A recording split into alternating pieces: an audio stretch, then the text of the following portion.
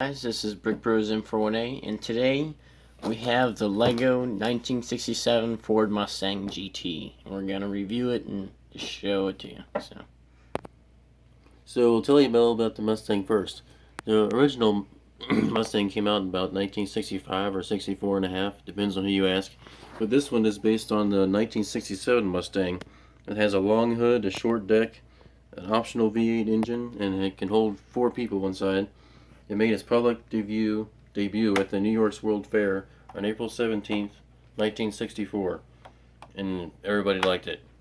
They actually sold total sales from 1964 to 66 were a record-breaking 1,464,362 cars.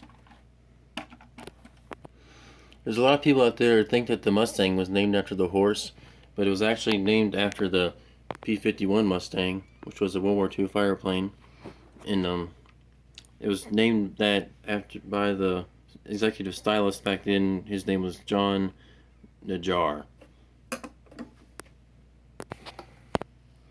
Alright guys, so here's the car itself. But before I show you the car, I want to show you this cool VIP keychain that you get if you buy the Mustang. It says Ford Mustang on this side, and it says VIP, Lego VIP on the other side. You can't see it, but pretty cool little thing, keychain. It's all metal, it's chrome. It's got the Mustang logo on there. Pretty cool collector item, I guess. Now look at the car. Start with the front. Pretty neat looking. It has interchangeable license plates. We'll show you the different ones that you can get. And all of the license plates are actually stickers. But this Mustang piece in the grill, that's actually a print, so that's pretty cool. It has a curved bumper on it. Pretty cool building style there. And it's got the GT fog lights in it, and it's got regular fog lights. It's got big headlights on it. And it's got grooves down the middle of the hood. Well, the edges of the hood, just like a real car. And a hood scoop, because it is a GT. And you can open the hood, and it has a 390 high performance engine with export braces, and it's got some spark plug wires, and so it says a caution fan on there, and the filler cap for the radiator, and the battery over here with a negative and a positive. And on the valve covers it says powered by Ford on there, just like the original 1967 390. So that's pretty cool. It's also got washer fluid over there. Oh yeah, yep. It's a light, what was that, sand blue or something color? I don't know. Looks pretty cool though. And it's got belts, fan belts underneath of there. Those are rubber bands. They don't spin or anything, but they look really cool. On the outside of the car, all this got racing stripes here, and these are all prints. None of these are stickers, so that's pretty cool. All the way down the car. Yeah. And then it has a bunch of these blue slow pieces, so that's pretty neat. And it's got mirrors that you can adjust. It's got them on both sides, mirrors, even though in 1967 you didn't have to have a mirror on this side. So that's still kind of neat though. But if you wanted, you can take it off. And then it's more like a original, close to the original style. The doors open on the car, and they have a really interesting latch method in there. It's got a bunch of those little hinges, and it's super strong. You can kind of see it moving. You can actually lift the whole car from the doors. I don't know if you want to show that or not. Pretty impressive.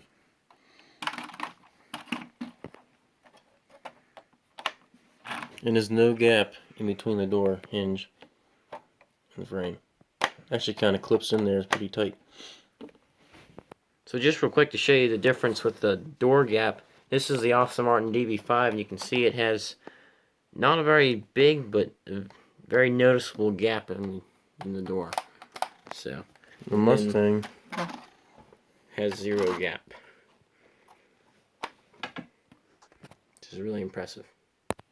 Yes, this is a GT. It's got the GT stripe down the bottom, and these are all prints too, so that's pretty cool. It also has, exclusive to this set, these wheels that look kind of like American Racing Thrust rims, kind of what they look like, but they made them just for this car, so that's pretty cool. I'll show you the inside of the car real fast. It opens up, and you can also pop the roof off so you can see a little bit better. It's got a steering wheel right here, which actually does move the wheels. Pretty cool. It's got some gauges in there and an old 8-track radio. It's got the automatic transmission select shift. You can actually click it in different driving positions. And it's got pretty cool dashboard. It's got leather seats or vinyl seats, whatever, that actually fold back so you can get to the back seats. So that's pretty cool. It's all that saddle color like the original 67 and 68 had the same color on the inside. It's got a speedometer and a tack on there. Pretty neat. And the dashboard that slants backwards. And here's what the inside of the door looks like. Got some blue stripes on it. It's got a cutout there, like a map pouch or something like that. Alright, moving back to the car. These here, the side window vents are actually prints too. These aren't stickers, so that's pretty cool. It's got the fastback on it, and you can see the back of the car looks really nice. It's got the square, straight up and down Mustang taillights, and a GT logo in there. That's actually a sticker though, so that's kind of disappointing, but it's still pretty cool. It's got a pool bumper in the back, pretty neat. And the trunk opens up. It's got nitrous oxide in there, and that's a sticker too. And you can actually take it out if you don't want to run nitrous oxide. It's got a pretty big trunk space in there, so that's pretty neat. You might see these gears here, and we'll show what those are a little bit later. Little feature.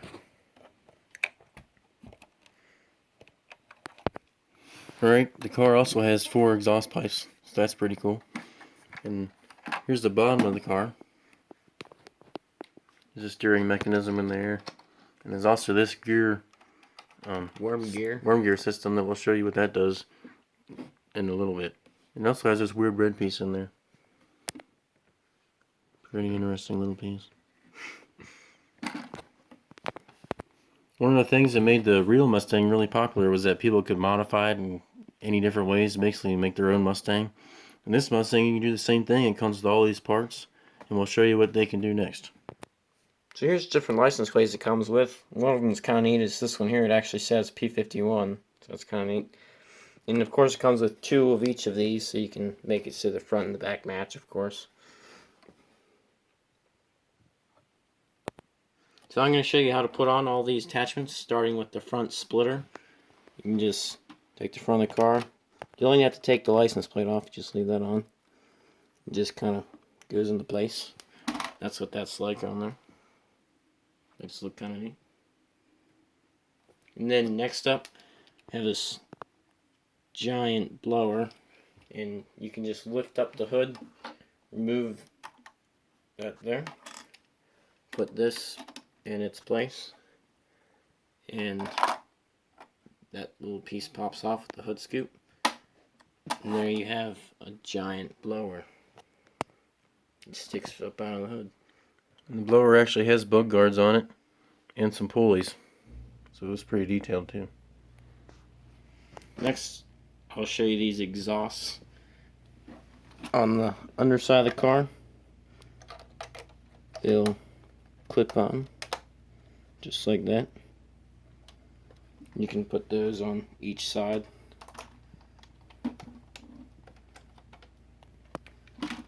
Oops, broke them off. There you go. So that's what those look like. Starting to look more aggressive. And then the rear spoiler. Just lift up the trunk. Clip it on just like that. Close it up. And you can adjust the angle on it too, so that's kind of nice.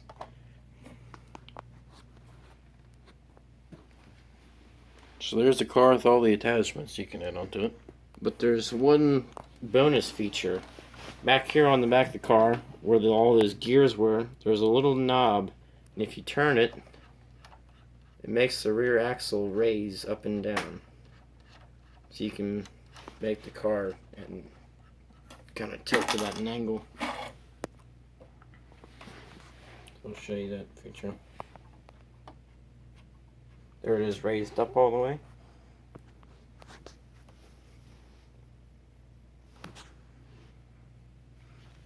And there it is, lowered back down. So to give you an idea of the difference between the back being raised and the back not being raised, we have both of them side by side, one with all the attachments on, and one just completely stock.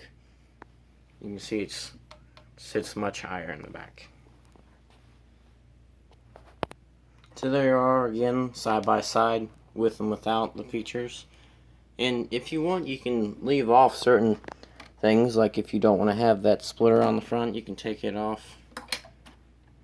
Those weren't supposed to stay on, but you can take it off. So you can customize your Mustang any way you want to, just like the real one. Or if you don't want these exhausts, you can take them off. Whatever you want to do to it. It's your Mustang. Okay, so here's the directions that come with the Mustang. They're pretty thick. Oh, by the way, the part number is a part number. Inside the directions, it's got little history piece parts about the Mustangs. That's pretty cool. They've got it in multiple different languages too, so if you're a foreign person, you should be able to read this pretty easily. It's got old advertisements in there. I won't show you everything because you probably want to surprise yourself, but it is pretty cool.